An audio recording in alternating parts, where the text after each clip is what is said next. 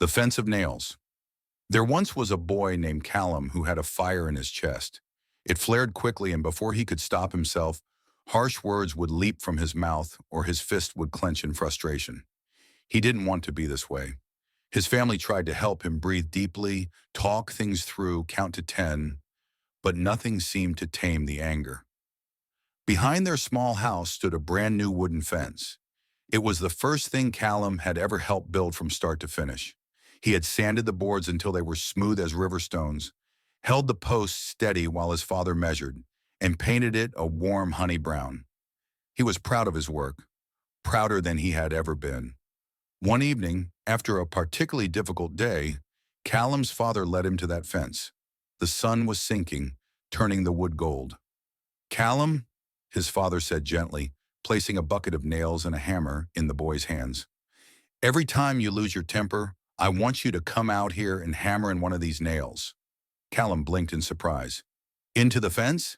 "Yes," his father replied. "Into the fence." Callum didn't argue. Anything that might help was worth trying.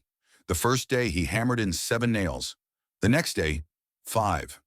The sharp crack of the hammer striking metal echoed through the yard, a constant reminder of moments he wished he could take back. But something unexpected happened. Each time he stormed toward the fence, hammer in hand, he felt a little sting of regret.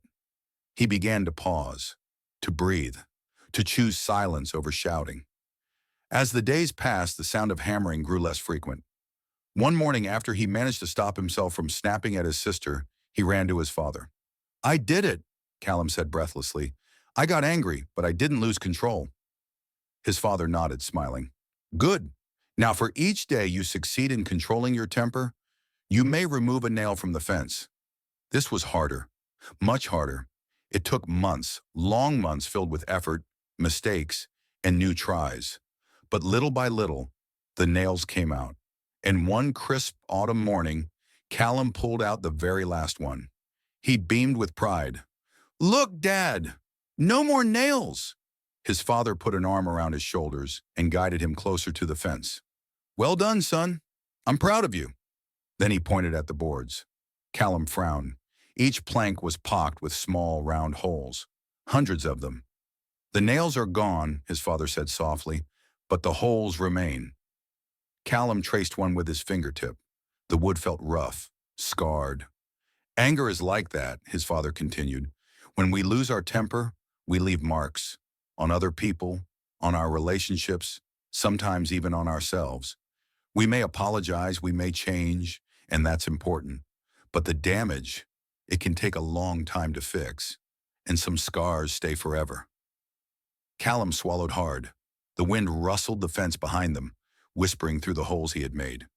"I never want to hurt anyone like that again," he said quietly. And from that day forward, whenever he felt the fire rise in his chest, he remembered the fence, its proud beginnings, the holes left behind, and the promise he made to fill the world with fewer wounds.